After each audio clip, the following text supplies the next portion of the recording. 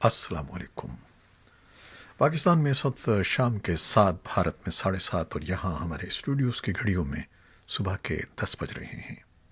Voice of America Washington की Urdu service से मैं हूँ खालिद हमीद, ख़बरों के एक बुलेटिन के साथ। पाकिस्तान के सूबे खैबर पख्तूनख्वा में कोरोना वायरस के सबब किए गए लॉकडाउन में नरमी के पहले ही रोज़ मरकज़ी शहर पेशावर के इंतहाई गुंजान आबाद तिजारती इलाके अशरफ रोड पर बम धमाका हुआ है। बम धमाके के नतीजे में 2 पुलिस एहलकारों समेत 5 अफराद जख्मी हुए हैं। तिजारती इलाके में होने वाला धमाका इस कदर शदीद था कि उसकी गूंज दूर दूर तक सुनाई थी। धमाके में जख्मी होने वालों को फौरी तौर पर पेशावर के लेडी रेडिंग अस्पताल मुंतकिल कर दिया गया है। धमाके की जिम्मेदारी अब तक किसी फर्द या गिरोह ने कबूल नहीं की है। अफगानिस्तान के दारुल हुकूमत काबुल में यह के बाद दीगरे 4 धमाकों में मुतअद्दिद अफराद जख्मी हुए हैं। फ्रांसीसी खबरसां इदारे AFP की रिपोर्ट के मुताबिक पुलिस हुक्काम का कहना है कि चारों धमाके सड़क किनारे नस्ब बारूदी मवाद के जरिए किए गए। काबुल पुलिस के तर्जुमान ने बताया कि धमाकों में 4 अफराद जख्मी हुए हैं, जिनमें आम शहरी और बच्चे भी शामिल हैं। इन धमाकों की जिम्मेदारी फौरी तौर पर तालिबान या किसी भी ग्रोह ने कबूल नहीं की है। पाकिस्तान में कोरोना वायरस के बायस पाकिस्तान फौज में हाजिर सर्विस अफसर की पहली वफात सामने आई है और तोरखम बॉर्डर पर तैनात पाकिस्तानी फौज के मेजर मोहम्मद असगर जाँ बहक हो गए हैं। इतवार को रात गए director general ISPR major general Babar Iftikhar ने समाजी राब्ते की साइट ट्विटर पर एक पैगाम में कहा कि फौत होने वाले major Mohammad Asghar Torkham border terminal पर अपने फ़राइज़ सर अंजाम दे रहे थे। जब अफगानिस्तान में फंसे लोगों की वापसी शुरू हुई तो उन्हें बॉर्डर टर्मिनल पर स्क्रीनिंग की जिम्मेदारी सौंपी गई। तर्जमान के मुताबिक मेजर मोहम्मद असगर को अचानक सीने में तकलीफ उठी और सांस लेने में दिक्कत का सामना हुआ, जिसके बायस उन्हें CMH पेशावर मुंतकिल किया गया। उन्हें वेंटिलेटर लगाया गया, लेकिन वो जाँबर न हो सके। तालिबान ने अमरीकी कॉन्ट्रैक्टर मार्क फ्रेरिक्स की गुमशुदगी से लाताल्लुकी का इजहार करते हुए वाशिंगटन पर वाज़ेह किया है कि अमरीकी कॉन्ट्रैक्टर तालिबान की तहवील में नहीं है। अमरीकी कॉन्ट्रैक्टर मार्क फ्रेरिक्स रवां बरस जनवरी के आखिर में अफगानिस्तान के सूबे खोस्त से लापता हो गए थे। तालिबान का यह बयान एक ऐसे वक्त में सामने आया है जब अमरीकी नुमाइंदा खुसूसी बराए अफगान मुफाहमत ज़ाल्मे खलीलज़ाद ने कतर के अपने हालिया दौरे में तालिबान के सामने मार्क फ्रेरिक्स की रिहाई का मामला उठाया था। अमरीका के साथ अमन मुज़ाकरात में तालिबान की वफ़द की क़यादत करने वाले रहनुमा शेर मोहम्मद अब्बास अस्तानकज़ई ने वॉइस ऑफ अमेरिका को बताया है कि ज़ल्मे खलीलज़ाद ने अपने हालिया दौरे दोहा में उनकी टीम के साथ अमरीकी कॉन्ट्रैक्टर का मामला उठाया था कि अगर वो तालिबान के कब्ज़े में हों तो उनकी रिहाई अमल में लाई जाए। अब्बास अस्तानकज़ई के बकौल जहाँ तक हमारी मालूमात हैं वो तालिबान की तहवील में नहीं हैं और न ही हमारे पास उनकी गुमशुदगी के बारे में किसी किस्म की इत्तला है। अमरीका में फंसे पाकिस्तानियों की वापसी शुरू हो गई है। इस सिलसिले में पाकिस्तान एयरलाइंस की पहली परवाज़ इतवार की शब वाशिंगटन से तकरीबन 200 मुसाफिरों को लेकर इस्लामाबाद के लिए रवाना हो गई है। PIA की दूसरी परवाज़ 150 मुसाफिरों को लेकर पीर को अमरीका से पाकिस्तान के लिए रवाना होगी। इन खुसूसी परवाज़ों का इंतज़ाम हुकूमत पाकिस्तान की जानिब से अमरीका में फंसे पाकिस्तानियों की वतन वापसी के लिए किया गया है। पहले मरहले में 2 परवाज़ों के ज़रिए 350 मुसाफिर अमरीका से वतन वापस आएंगे। अमरीका में मौजूद पाकिस्तानियों को लाने के लिए PIA की 6 खुसूसी परवाज़ें चलाई जा रही हैं। वाशिंगटन से इतवार की शब रवाना होने वाली खुसूसी परवाज़ PK8722 तकरीबन 13 घंटे में बराह रास्त पाकिस्तान पहुंचेगी। अमरीका में तैनात पाकिस्तानी सफ़ीर डॉक्टर असद मजीद इफ्तिताही परवाज़ के इंतज़ामात का जायज़ा लेने के लिए एयरपोर्ट पर मौजूद थे। इस मौके पर उनका कहना था कि अमरीका में फंसे हुए पाकिस्तानियों की महफूज वतन वापसी हुकूमत पाकिस्तान और पाकिस्तानी सिफारत खाने की अव्वलीन तरजीह है। उनके बकौल मज़ीद 4 खुसूसी परवाज़ें पाकिस्तान रवाना होंगी। सिफारत खाना और कौंसल खानों में कायम की जाने वाली हेल्पलाइंस फ़्लाइट ऑपरेशन मुकम्मल होने तक काम करती रहेंगी।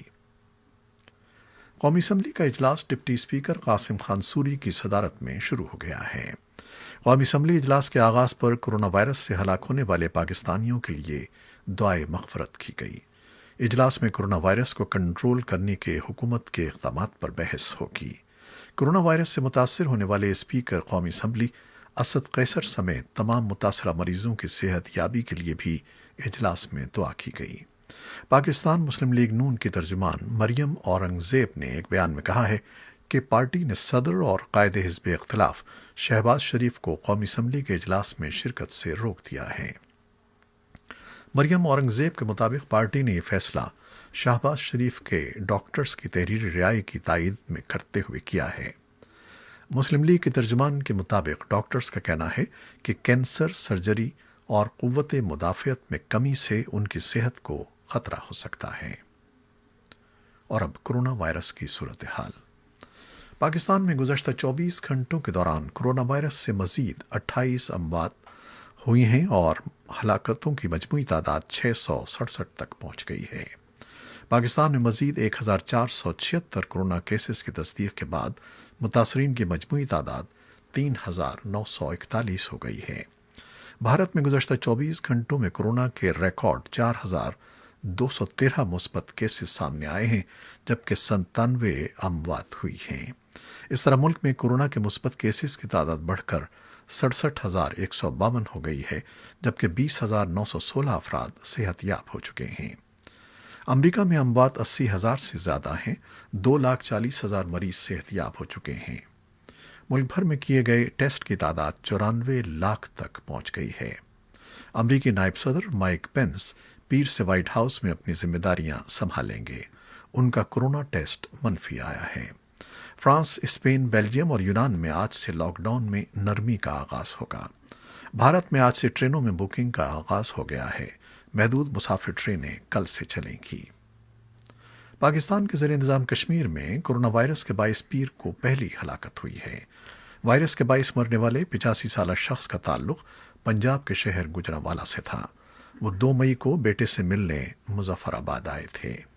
محکمہ صحت کے فوکل پرسن ڈاکٹر ندیم نے وائس آف امریکہ کو بتایا کہ ریپڈ ریسپانس ٹیم نے اس شخص کی نشاندہی کر کے ٹیسٹ کیا تھا جو مثبت آیا۔ ڈاکٹر ندیم کے مطابق مذکورہ شخص کو 2 روز قبل قرنطینہ سینٹر منتقل کیا گیا تھا۔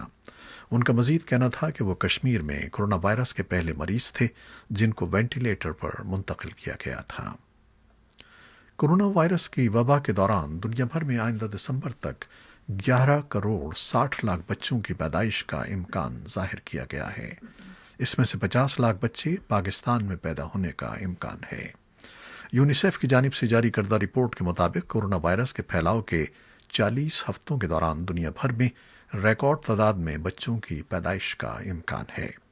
یونیسیف کی رپورٹ میں کہا گیا ہے کہ کورونا کی عالمگیر وبا میں 11 مارچ اور 16 دسمبر کے درمیان دنیا بھر میں 116 ملین یعنی 11 کروڑ 60 لاکھ بچے پیدا ہوں گے، جن میں سے تقریباً 1/4 2 کروڑ 90 لاکھ بچے جنوبی ایشیا میں پیدا ہوں گے۔ یونیسیف کی جانب سے جاری رپورٹ میں پاکستان میں ممکنہ طور پر پیدا ہونے والے بچوں کے بارے میں دیے گئے اعداد و شمار کے مطابق مارچ سے دسمبر تک پاکستان میں 5 ملین یعنی 50 لاکھ بچوں کی پیدائش کا امکان ہے۔ بھارت میں گزشتہ 24 گھنٹوں میں کورونا کے ریکارڈ 4,213 مثبت کیسز سامنے آئے ہیں، جبکہ 97 اموات ہوئی ہیں۔ اس طرح ملک میں کورونا کے مثبت کیسز کی تعداد بڑھ کر 67,152 ہو گئی ہے، جبکہ 20,916 افراد صحت یاب ہو چکے ہیں۔ اس سے قبل سب سے زیادہ کیسز 5 مئی کو 3,900 سامنے آئے تھے۔ افغانستان کی وزارت صحت نے گزشتہ 24 گھنٹوں کے دوران کووڈ-19 کے 285 نئے کیسز کی اطلاع دی ہے۔ افغانستان میں اب کورونا مریضوں کی تعداد 4,687 ہو گئی ہے۔ افغان خفیہ ادارے نے جنوبی اور مشرقی ایشیا کے داعش کے لیڈر کو گرفتار کیا ہے۔ افغان نیشنل ڈائریکٹریٹ نے ایک بیان میں کہا ہے کہ ضیاء الحق کو، جسے شیخ ابو عمر الخراسانی بھی پکارا جاتا ہے، افغان پولیس کے خصوصی دستے کے ہمراہ مشترکہ کارروائی میں گرفتار کیا گیا۔ بیان میں کہا گیا ہے کہ داعش کی خفیہ ایجنسی کے 2 اور اہلکار بھی گرفتار کیے گئے ہیں۔ افغان سیکورٹی کونسل کے ایک عہدیدار نے طالبان پر الزام لگایا ہے کہ وہ امریکہ کے ساتھ طے پانے والے معاہدے پر عمل درآمد نہیں کر رہے، اور اگر طالبان افغان سیکورٹی کے 200 قیدیوں کو رہا نہیں کرتے تو افغان حکومت پر طالبان قیدیوں کو رہا کرنے کی کوئی ذمہ داری نہیں ہوگی۔ کونسل کے ترجمان جاوید فیصل نے بتایا کہ افغان حکومت نے 1000 طالبان قیدی رہا کیے ہیں، جبکہ طالبان نے 171 قیدی رہا کیے ہیں۔ طالبان کا کہنا ہے کہ انہوں نے باغتی صوبے سے مزید 17 قیدی رہا کیے ہیں۔ کورونا وائرس کے اثرات وائٹ ہاؤس تک پہنچ چکے ہیں اور وائٹ ہاؤس کے کم سے کم 2 اہلکار اس وائرس میں مبتلا پائے گئے ہیں۔ ان میں سے ایک صدر ڈونلڈ ٹرمپ کا خدمتگار ہے، جبکہ دوسرا نائب صدر مائک پینس کا پریس سیکرٹری ہے۔ نائب صدر پینس کے ترجمان ڈیوڈ اوملی نے کہا ہے کہ نائب صدر پینس کا بھی کورونا ٹیسٹ کیا گیا ہے جو منفی آیا ہے۔ وہ آج پیر کے روز سے اپنے فرائض دوبارہ سنبھال رہے ہیں۔ وہ آج ریاستی گورنروں کے ساتھ کورونا وائرس کے پھیلاؤ اور معاشی سرگرمیاں دوبارہ شروع کرنے پر غور کرنے کی خاطر ایک ویڈیو کانفرنس میں شرکت کر رہے ہیں۔ ان کے ترجمان کا کہنا ہے کہ نائب صدر پینس کوارنٹائن میں نہیں ہیں، تاہم وہ وائٹ ہاؤس کے میڈیکل یونٹ کی تجاویز پر پوری طرح عمل کر رہے ہیں۔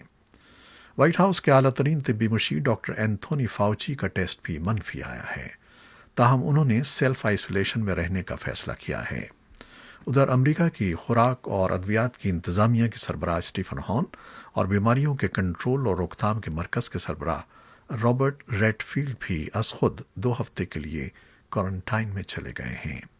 وہ اس میٹنگ میں شریک ہوئے تھے جس میں کورونا وائرس میں مبتلا ہونے والے وائٹ ہاؤس کے اہلکار بھی موجود تھے۔